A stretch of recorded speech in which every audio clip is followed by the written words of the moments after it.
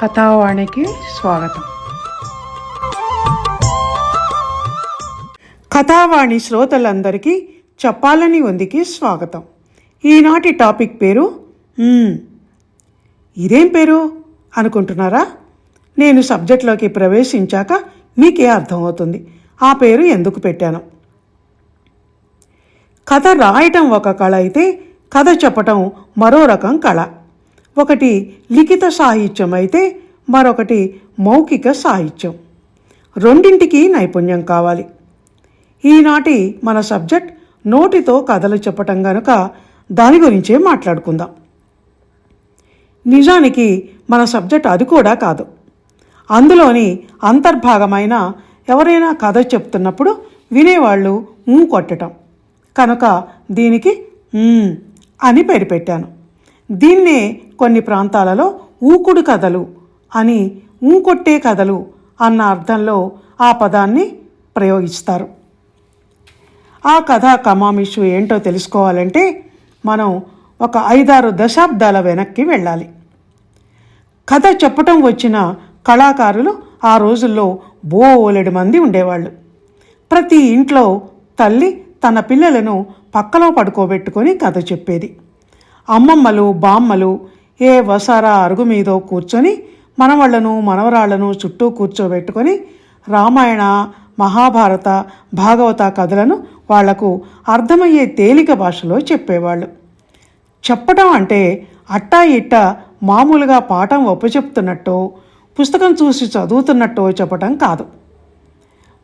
వైనంగా పాత్రల రూపాలను వర్ణిస్తూ సంభాషణను అచ్చం వాళ్ళలాగే అనుకరిస్తూ నవరసాలను వాళ్ళ స్వర విన్యాసాలతో రక్తి కట్టిస్తూ ముఖంలో హావభావాలు చూపిస్తూ చేతి వేళ్లతో కళ్ళతో నటిస్తూ పిల్లలు చెవులు రిక్కించుకొని కళ్ళు విప్పార్చుకొని బుగ్గల కింద బుజ్జి అరచేతులను పెట్టుకొని ఆ కథలో లీనమైపోయేలా చెప్పాలి.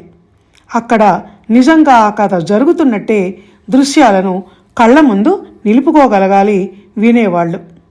అంత తతంగం తేలికగా అయ్యే వ్యవహారం కాదు.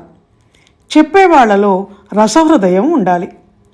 పిల్లల్లో పిల్లగా మారిపోయి వాళ్ల స్థానంలో ఉండి కథ ఎలా ఉంటే వాళ్లకు నచ్చుతుందో కనిపెట్టగలగాలి. అందుకే అన్నది కథ చెప్పటం ఒక ప్రత్యేక కళ అని. అది ముఖ్యంగా పల్లె జనంలో ఎక్కువ. ఎందుకంటే వాళ్ళు ఆ రోజుల్లో ఎక్కువగా చదువుకున్న వాళ్ళే ఉండేవాళ్ళు కాదు.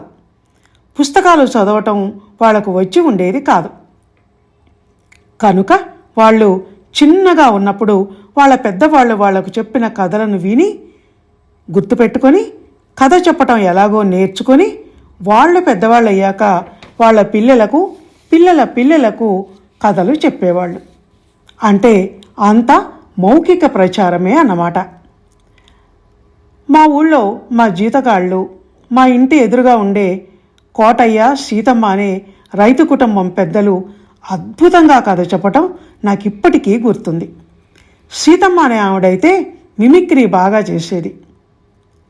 మా ఊళ్ళో మరొక ఆవిడ గౌరీశ్వరమ్మ అనే ఆవిడ పక్కనున్న టౌన్లో టూరింగ్ టాకీసుల్లో వచ్చే సినిమా చూసొచ్చి పూస గుచ్చినట్టు ఆ కథను బ్రహ్మాండంగా వినిపించేది. జీతగాళ్ళు ఎక్కువగా దయ్యాల కథలు, పాములు పగబట్టడం వంటి కథలు, దొంగల కథలు చెప్పేవాళ్ళు. ఆ రోజుల్లో ఇలా చెప్పేవాళ్లకు చెప్పటానికి వినేవాళ్లకు వినటానికి ఎన్ని కథలు ఉండేవో. కాశీమజిలీ కథలు, పరమానందయ్య శిష్యుల కథలు, పౌరాణిక కథలు, పతివ్రతల కథలు, స్త్రీల వ్రత కథలు, చందమామ కథలు, జానపద కథలు, ఇలా ఎన్నో కథలు ఉండేవి. ఆ రోజుల్లో కథలను ఎక్కువగా రాత్రుళ్ళే చెప్పుకునేవాళ్ళు. పట్టపగలు కథ చెప్తే పట్టపరాజు చచ్చిపోతాడు అన్న మాట దీనివల్లనే వాడుకలోకి వచ్చింది.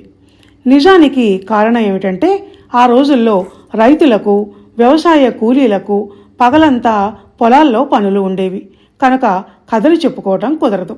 అదీగాక పగలంతా పనిచేసి అలసి ఇంటికి వచ్చిన వాళ్లకు ఈ కథలు చెప్పటం వినటం అనేది ఒక ఆట విడుపుగా అలసటను మర్చిపోయి హాయిగా నిద్రపోయేందుకు పనికొచ్చేదిగా ఉండేది.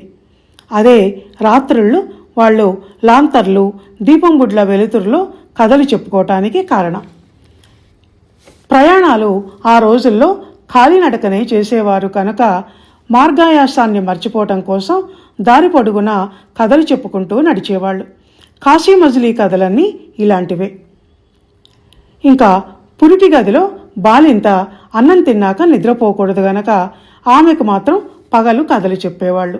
అంటే నిద్ర పట్టడానికి, నిద్ర పట్టకుండా ఉండటానికి కూడా కథలు పనికొస్తాయని తెలుస్తోంది. గురించి చెప్పకుండా ఏదేదో చెప్తున్నానని అనుకుంటున్నారా? అక్కడికే వస్తున్నా. అసలు కథ అంటే ఏమిటో, కథలు ఎలా చెప్పాలో, ఎన్ని రకాల కథలో ముందు చెప్పకపోతే ఎలా? మిమ్మల్ని కథలోకి దింపాక అప్పుడు అసలు విషయానికి వస్తాను. అయితే ఆ రోజుల్లో కథ చెప్తున్న వాళ్ళు కథ ప్రారంభించే ముందు కథ చెప్తాను కానీ కొట్టాలి, మరి కొట్టకపోతే మధ్యలో ఆపేస్తాను అని అనేవాళ్ళు. ఒక సినిమాలో భానుమతి కథ చెబుతాను కొడతావా, జో కొడతాను బొబ్బుంటావా, బొబ్బో అని తన స్వంత గొంతుతో ఒక పాట కూడా పాడింది. కథ చెప్పే తీరుగా చెప్తే వినేవాళ్లకు నిద్రొస్తుంది. ఆ రెండింటికి చక్కటి లింక్ ఏదో ఉంది. ఆ రోజుల్లో పిల్లలు కథ వింటూనే నిద్రపోయేవాళ్ళు. నిద్రపట్టని పెద్దవాళ్ళు సైతం కథ చెప్పు, వింటూ నిద్రపోతాను అని అనేవాళ్ళు. అయితే వాళ్ళు కథ వింటున్నది లేక నిద్రపోతున్నది ఎలా తెలుస్తుంది?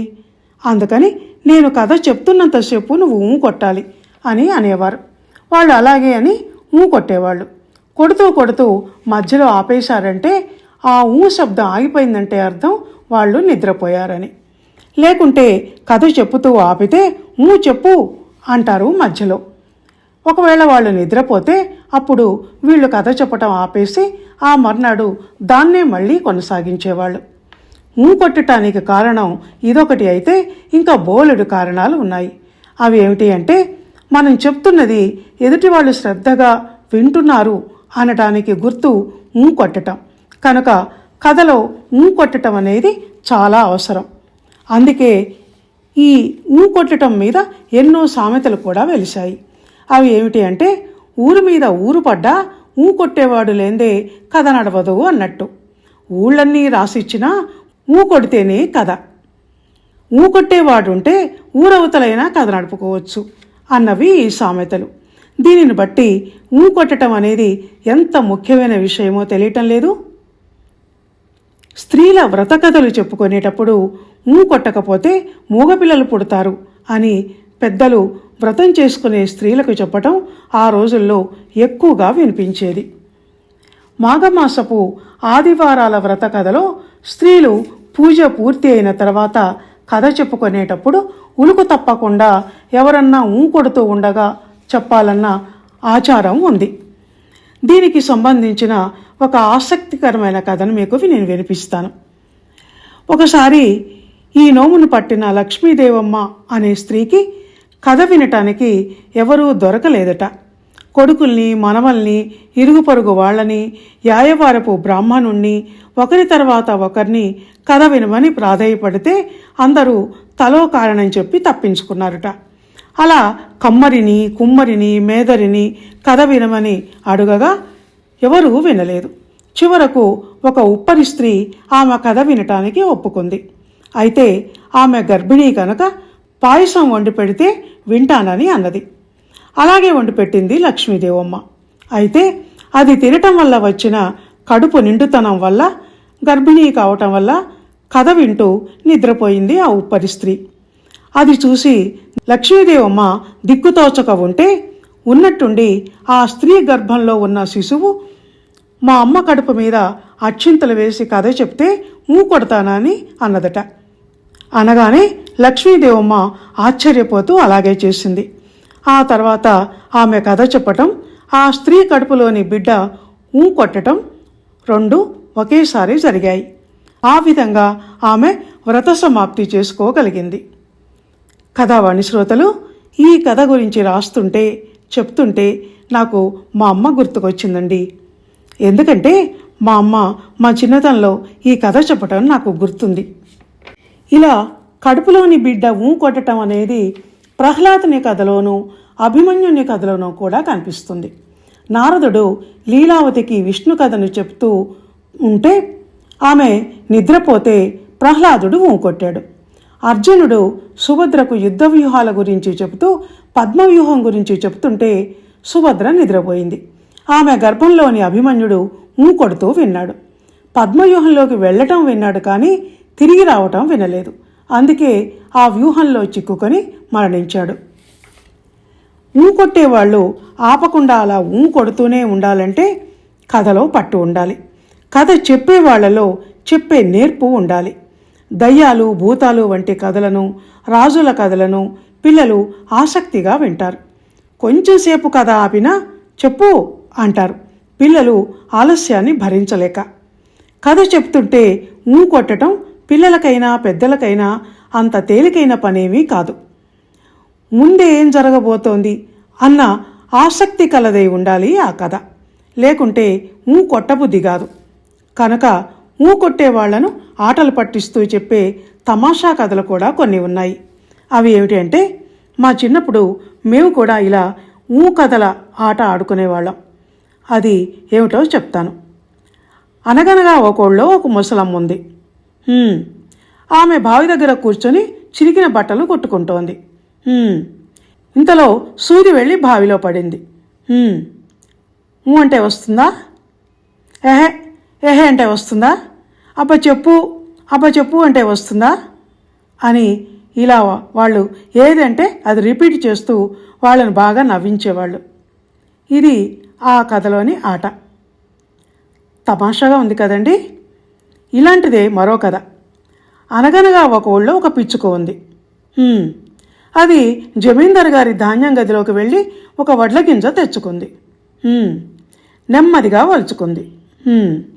ఆ బియ్యం గింజ తింది. మళ్ళీ వెళ్ళింది. మళ్ళీ మరొక వడ్ల గింజ తెచ్చుకుంది. వలుచుకుంది. తింది. మళ్ళీ ఇలా సాగుతుంది ఆ కథ. ఆ ధాన్యం గదిలో వడ్ల గింజలన్నీ అయిపోయేదాకా ఆ కథ పూర్తి కాదు. దాంతో నవ్వుతాడు కథ వినేవాడు. కథ చెప్పేవాడికి సైతం వాడి నవ్వు చూసి నవ్వు వస్తుంది. ఇది ఒక నవ్వుల కథ. మనసుకు ఆహ్లాదాన్ని, ఉల్లాసాన్ని, ఉత్సాహాన్ని కలిగించే కథ. ఆ రోజుల్లో కథలు ఇలా ఉండేవండి, సరదాగా. అనగనగా అన్న ప్రారంభం, కథలోని ప్రతి మాటకు కొట్టడం, ఈ రెండూ లేకుండా మౌఖిక కథలు ఉండేవి కావు. కథావాణి శ్రోతలు, కథలు చెప్పటం, వినటం అనేది ఆ కాలపు అద్భుత సంస్కృతి అని ఈనాటి చెప్పాలని ఉందిలో నేను చెప్పిన మాటలను బట్టి మీకు అర్థమయ్యే ఉంటుంది కదా. కానీ ఆ తర్వాత ఈ సంస్కృతి కనుమరుగైపోతూ వచ్చిందండి. పత్రికల్లో కథలు, నవలలు రాజ్యమేలిన ప్రింట్ మీడియా కాలంలో మౌనంగా కథ చదవటమే తప్ప, లిఖిత సాహిత్యమే తప్ప మౌఖిక సాహిత్యం లేకుండా పోయింది. దాంతో కథలు చెప్పేవాళ్ళు లేరు, కొట్టేవాళ్ళు లేరు అన్నట్టు అయిపోయింది. కానీ ఇప్పుడు ఈ మోడ్రన్ యుగంలో అక్షరాల వెంట చూస్తూ కథలు చదివే టైం ఎవరికీ ఉండటం లేదు. కనుక మాలాంటి యూట్యూబర్సు కథలు చెప్తూ ఉంటే వింటూ పనులు చేసుకుంటున్నారు, ప్రయాణాలు చేస్తున్నారు. కొడుతున్నారు అంటే మరీ అతిశయోక్తి అవుతుంది గనక అనను. కానీ కొట్టే సంస్కృతి, ఊకుడు కథల సంస్కృతి మాత్రం మళ్ళీ రావాలని కోరుకుంటున్నాను. ఇప్పటికే చాలా చెప్పాను కనుక ఇక ముగించి సెలవు తీసుకుంటాను. ఇక ఉంటానండి. ధన్యవాదాలు.